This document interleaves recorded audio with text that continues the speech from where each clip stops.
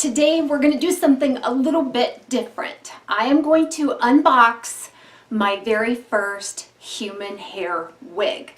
I've only ever had synthetic wigs, and I thought I've only ever wanted synthetic wigs because I like to change my style up so often, every day actually. There's something that's really super glamorous and decadent about a human hair wig, and I've always been curious about them.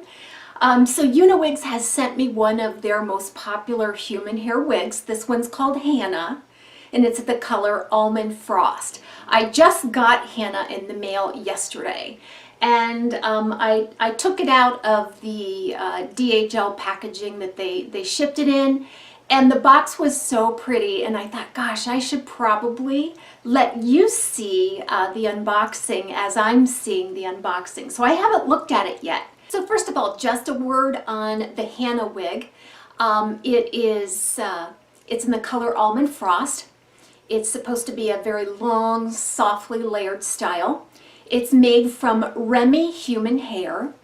And I've looked into this a little bit, and there's probably so many of you out there that know a lot more than I do about human hair wigs. This has been an education for me, and this is another reason why I've been so curious about human hair wigs. Remy Human Hair is supposed to be some of the most quality human hair that you can get on a wig, and it's because when it's taken with the cuticle intact.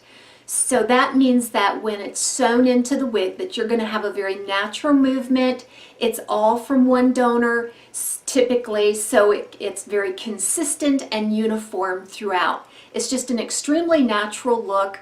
Remy hair, because the cuticles are intact, the hair can move more naturally, therefore it's a little more resistant to tangling. So in effect, it's going to last longer than any non-Remy human hair wigs that you can buy.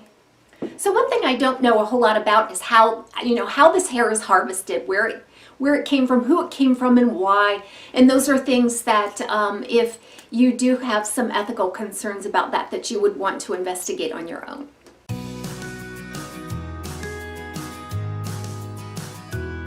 So here's the box that it came in, this beautiful little bow here. The logo emblem on the top. This box is super sturdy. I've never seen a wig box like that before. So let's go ahead and look. How exciting. It's like Christmas morning. Okay. Okay, so this flips up kind of like a cake box from the bakery. All right, so here's what's inside. It says Uniwigs. Once the lace is cut, the product is not eligible for exchange or return, and that's a good point. So be sure if you're buying a human hair wig or a synthetic wig that you're very aware of what can disqualify you from a return. So in here we have a pamphlet. Thank you for your order. It's a little bit of a care pamphlet here and a little bit about your wig. Go ahead and set that aside. So looking under the tissue paper, there's the wig. Okay. Now inside of the box, what I'm noticing here, and I did read that it comes with several gifts, combs that you can hand sew inside of the cap just for an extra secure fit. Appears to be an elastic strap. So if you need a little bit of extra security, you can actually sew this into the cap, string it from ear, behind the head to ear, and that will give you a little more secure fit. All right, 2 mesh wig cap liners. So a lot of times those wig cap liners, you think, wow, I don't really need one. Couple reasons why you might want to wear one. Number one is if you have a lot of your own bio hair that you want to put up inside of the cap. This will keep all of your bio hair securely under the wig without little escapees. The other reason is if you select more of a flesh tone type of wig cap liner, that can really accent those lace and monofilament features to give you a nice appearance of scalp underneath. Okay, that's it. So nice sturdy packaging. A lot of information for the care of the wig.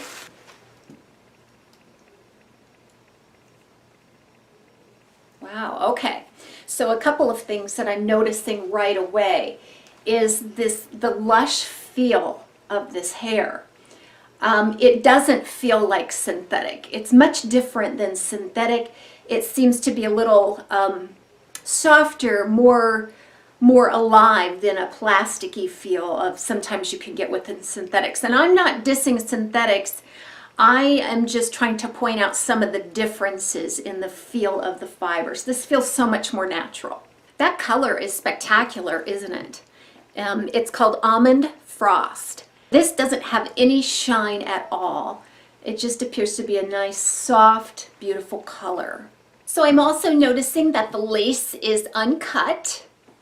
So we're gonna have to cut that lace. And I think they leave that long because not everybody has the same preference for how long they want their lace to be or what their particular hairline might be like. So they give you the option by leaving that long. So Hannah already comes pre-cut and pre-styled. It looks like there's some nice soft curly tendrils here. There's some soft layering around the face that I can see. Let's take a look at the inside of this cap. So you're seeing this right along with me. Here's that lace front that can be cut. It does run temple to temple.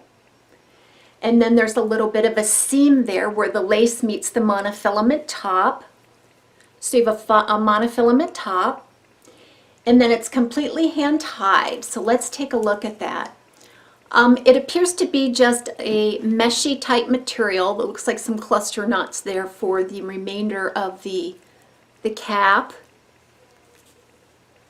It's very, very soft and pliable.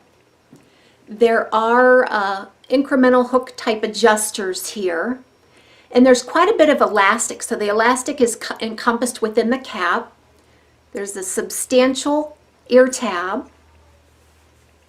Seems to be very limited stretch on this style, although if I let these incremental straps out, I think we could probably get up to an inch to another ½ inch on this. So I think what we're going to do next is go ahead and trim that lace. So I'm back and you'll see that I have my wig resting on a head form with a clamp on the table.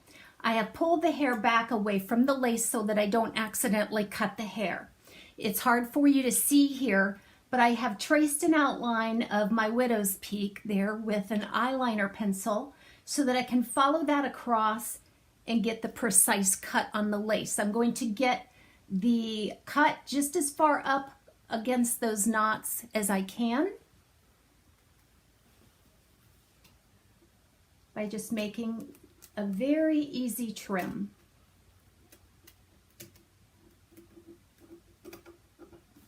You don't have to worry about this too much.